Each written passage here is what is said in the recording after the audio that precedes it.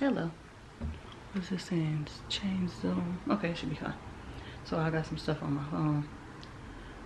I didn't know what to record this week. I just been thinking about the fact that school started on the 18th for me. School started the week before that for my daughter. She's in 6th grade now, and I have 4 assignments for one class that needed to be turned in on top of a quiz, and 2 other assignments where you have to basically introduce yourself and then respond to 4 other classmates' discussion post and respond to the get to know me. And it's a lot of stuff that's going on this week, last week as well. On top of all of that, there have been 3 deaths in the family. My mom's homeless, and I'm trying to check in on her. I'm advocating for her. I'm the person who is filling out applications, talking to people, trying to help her find another place to live. And I'm doing it all by myself. On top of all of that, I have 3 older children that I have to check in on to see if they're okay. My grandma. I mean, life doesn't stop. We are all in positions where we want to live a good life. Once next year rolls around, I will be one step closer to graduating and enrolling in the credentials program so that I can finish that, get out, get in the classroom, do what I need to do. But it's hard. It's really hard. I'm doing it by myself. It's hard. And checking in with my daughter, trying to support her, trying to make sure that she understands that I'm here to support her. And sometimes I know the way that I say things may come out a little harsh, so I have to kind of think before I speak. But I'm trying to let her know that it's all beneficial for you. I'm trying to keep you ahead of the learning curve. I'm trying to make sure that you have all the resources you need, and if you are afraid to ask for them, I am here as your parent to make sure that you receive them. So my oldest son is working 2 full-time jobs. I'm checking in on him to make sure he's okay, to make sure he's eating, he's sleeping. I'm always concerned. Even though I have 3 adult children, I'm still concerned about their health and well-being. So he's working 2 jobs. I feel he is working too much, honestly. And once he gets his clothing line up and running, that will be another source of income. But I think I mentioned it in another video. If I didn't, I'm going to mention it again. Just giving people information without looking for payment. Like, I have talked to several people to try to figure out how he can get the information to attend some of these little pop-ups that they have, because we are in Oakland, and out here they have a lot of little events where they have multiple vendors there. And I've talked to several different people. Another lady I spoke to personally on Instagram, and she was like, oh, okay, well, I'm gonna have a mentorship program where she wants to be paid to give information that she can give us for free. I'm not that type of person. I want everybody to be prosperous. I want everybody to move past me. I want everybody to be happy. We are all one paycheck away from being homeless. So for me to say to someone, I want you to pay me for some information that I could give you freely and wish you well and help you, it's crazy.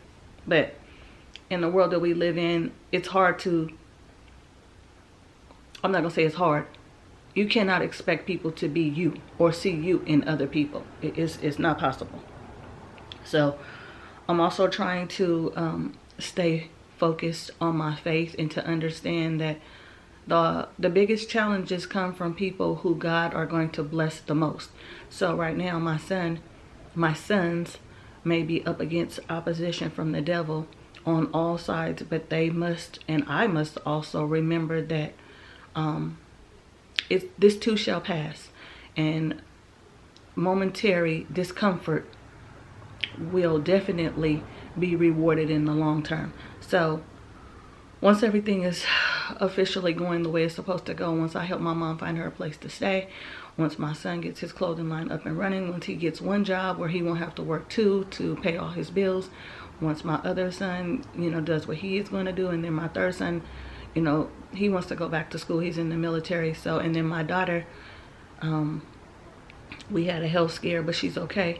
Got to get her into some activities where she can cultivate her talents that she has. She has long legs. She's good at running. She's athletic.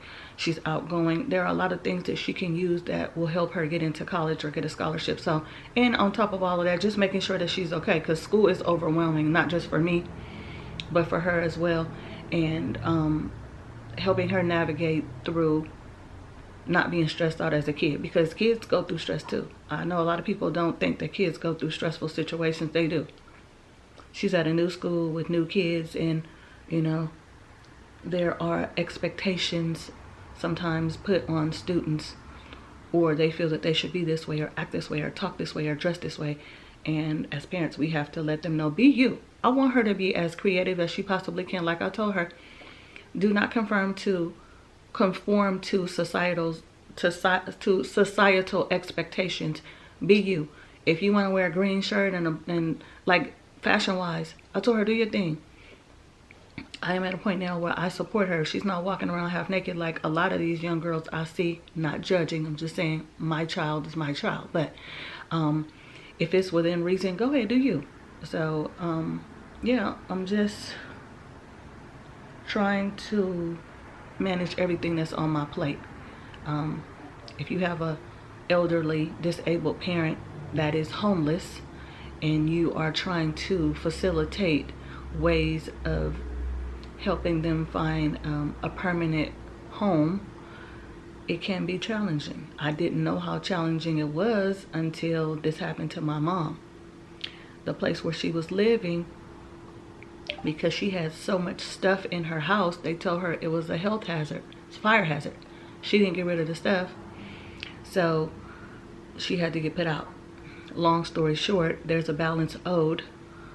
We are trying to get a payment plan put together for her, but the apartment complex in Oakley will not even allow her to set up a payment plan to pay the balance that is owed on her account, which is putting us in a bad position because she needs her Section 8 voucher, and she can't get her Section 8 voucher unless this balance is paid. But the complex is not allowing her to pay this balance. So I've contacted several people, and it feels like I'm getting the runaround. And I'm not trying to get frustrated, because I will not allow that to happen. But when you talk to people and you say you have a parent or someone in your family that's elderly, how would you feel if this was happening to them?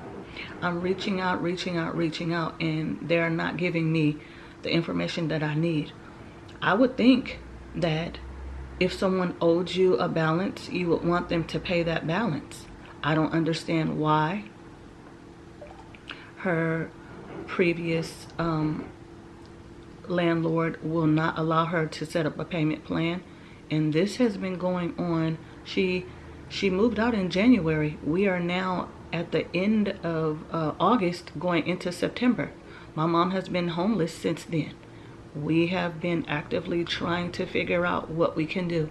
And as an elderly disabled person, there are supposed to be laws put into place to help them. And I don't know why I'm not getting the help that I need to help her. So, like I said, it's all falling on my shoulders, but somebody got to do it.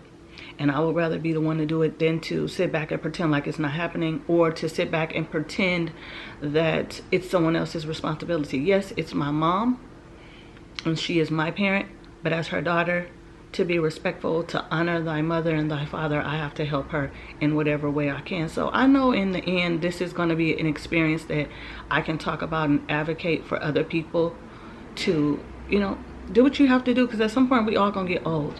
And when we get old, we want to be able to have someone who we can say is looking out for our best interests. So this was a productive week. I still have a lot of stuff that I need to turn in and go over and follow up on, but God will provide. And I said that to my son. I said that once your clothing line takes off, once I graduate, once my other kids are in a better position, once we are all where we want to be and desire to be and where God wants us to be, it will be so much better than what it is right now. And then we can inspire someone else through our story. So have a great week. Have a good day, good evening, good night. Got a couple more videos that I will be putting out very soon, and may God bless you and keep you, and just keep looking out for yourself, your children, your family members, people in your community, because even though it doesn't directly affect you, it may somehow, some way in the long term. So also remember that kindness goes a long way, and if there's some type of way that you can be a blessing to others, do it. You don't have to be paid to be a blessing to someone else, because somebody blessed you. So onwards and upwards. May God bless and keep you, and have a great day. Goodbye.